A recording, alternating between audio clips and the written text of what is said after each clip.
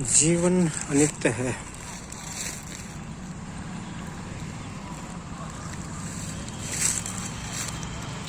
संसार में कुछ भी स्थायी नहीं है।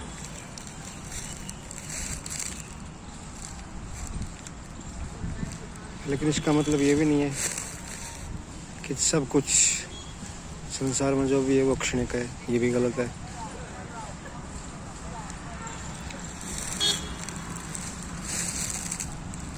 भ्रम का ये मतलब नहीं है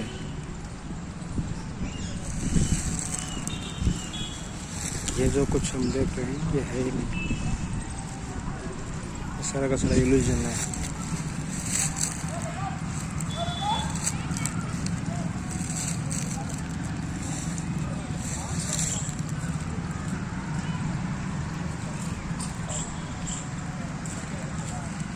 भ्रम का मतलब सिर्फ इतना है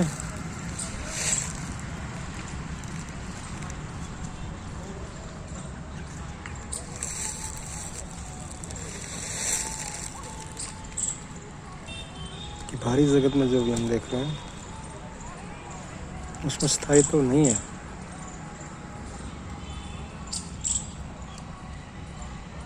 जैसे आप इस उद्यान में नीचे पड़े हुए पत्तों को देख सकते हैं। पत्तों का ढेर चारों तरफ ढेर लगा हुआ है। कभी ये बीज रूप में थे,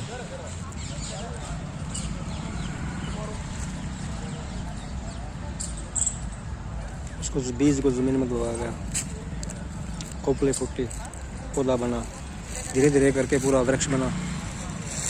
और जो यहीं पर जड़ नजदीक आई, हरे भरे पत्ते जीवन खोकर वृक्ष से अलग हो गए। स्थायी तो नहीं है।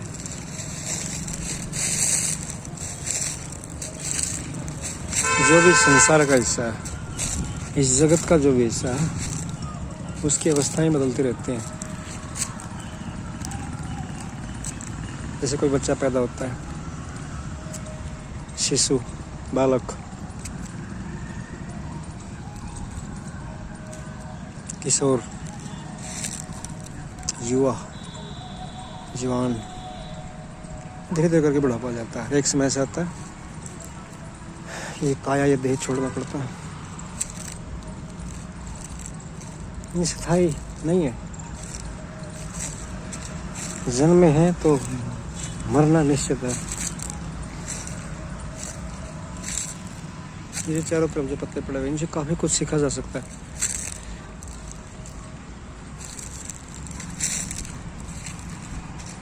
लेकिन लोग क्या होता है, पूरे तथ्य को देखते नहीं है, पूरी सच्चाई को देखते नहीं है।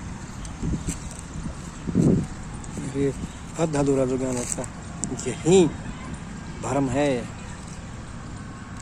यही भटकाता है हमें, यही अज्ञान है।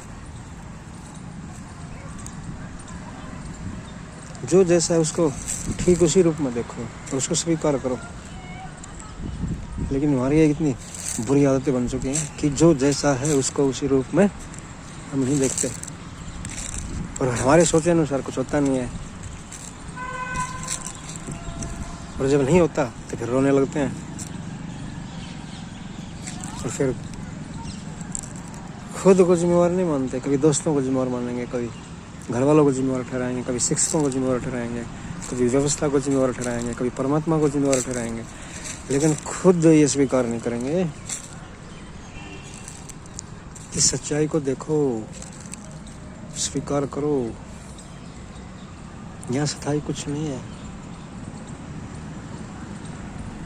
और ये दृष्टि यदि गहरे से आ जाए, ये समझ, ये विवेक, ये होश, ये जागरण यदि जीवन में आ जाए,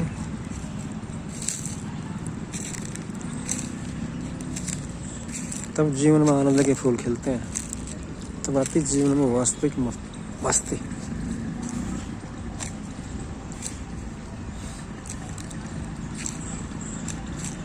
और ये कोई दूसरा हमें दे नहीं सकता।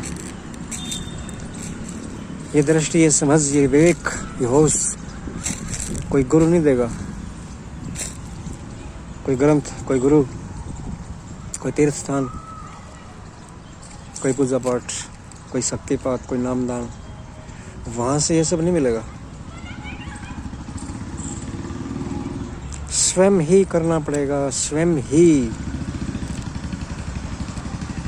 खुद के साथ में खुद ही, सब के साथ में खुद ही करना पड़ेगा। खुद हो आमना सामना करना पड़ेगा, खुद का खुद से ही आमना सामना करना पड़ेगा। और यह सब करके फिर चारों तरफ जो कुछ भी घटनाएं संसार में घट रही हैं, उनकी सच्चाई को स्वीकार करना पड़ेगा। और इस संसार में चारों तरफ कुछ भी स्थायी नहीं है। न पेड़ पौधे स्थायी हैं, न घास फूस स्थायी है, न बिल्डिंग बनी हुई है स्थायी है। ये बच्चे जो यहाँ आए हैं, जो स्थायी रहेंगे, आए हैं तो जाएंगे। संसार में देख लो, जो जन्मा हो मरेगा, आया हो जाएगा।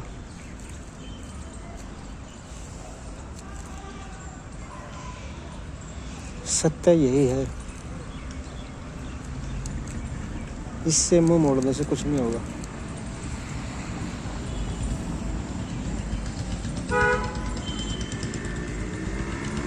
जो भी संसारिक है, जो भी संसार में है, जो भी त्रिगुण में बंधा हुआ है, जो भी त्रिगुणात्मक है, वो शाश्वत नहीं हो सकता। शाश्वत के, सनातन के दर्शन करने के लिए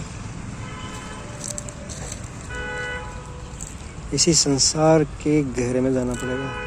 इसी संसार को पूरी तरह समझना पड़ेगा। इस संसार से भागकर नहीं, इस संसार को समझकर वह विवेक आएगा, वह समझ आएगी, वह जागरण आएगा, वह होश आएगा। इससे भागकर नहीं, इसकी बुराई करके नहीं, इसकी आलोचना करके नहीं, इसको आधा अधूरा देखकर नहीं, स्वार्थ के दृष्टिकोण से देखकर यह संभव नहीं होगा।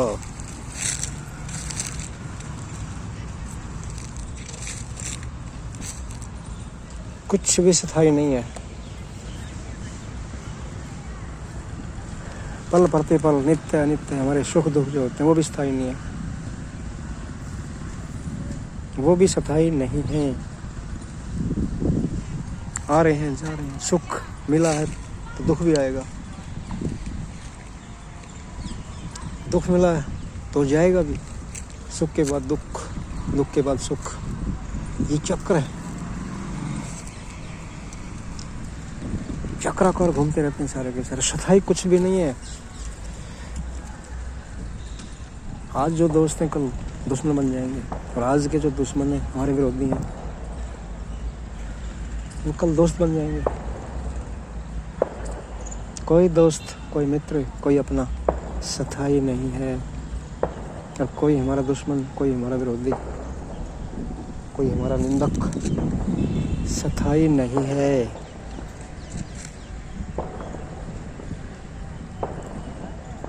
स्थायी और शाश्वत तो वही एक है,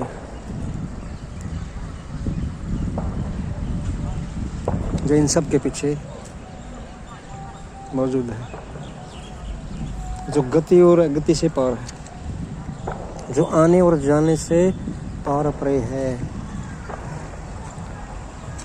जिसके भीतर आना जाना होता है, लेकिन जो खुद कहीं आता जाता नहीं है।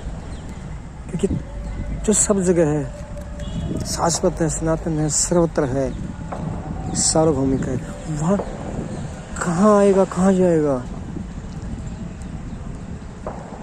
कोई ऐसी जगह ही नहीं है ना जहाँ से वह आए या जहाँ वह जाए।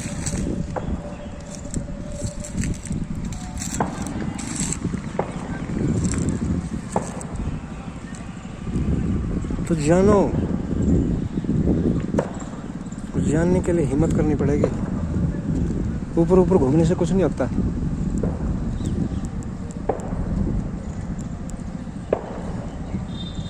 जानना संपूर्णता में जानो, परिपूर्णता में जानो। जन्म को भी जानो, जन्मने के बाद की जो अलग अलग अवस्थाएं जो होती है उनको भी जानो। और हमारे सनातन धर्म और हमारी सनातन संस्कृति में तो जन्म से पहले और मरने के बाद का भी जानना जरूरी होता है। संपूर्णता में देखो, आधा अधूरा नहीं, अध कचरा नहीं।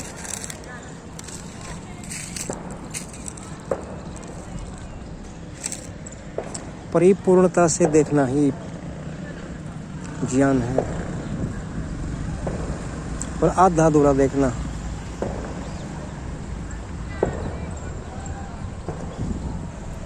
अज्ञानता है, भ्रम है, अविद्या है। और जब तक हम इसमें फंसे हुए हैं, जब तक हमारे सारे निर्णय इसी तरह से लिए जाते हैं, इसी के गुलाम रहते हुए लिए जाते हैं, तब तक हम दुखी होते रहेंगे, परेशान होते रहेंगे, हताश होते रहेंगे। तब तक आनंद की झलक हमें नहीं मिलेगी। धन्यवाद।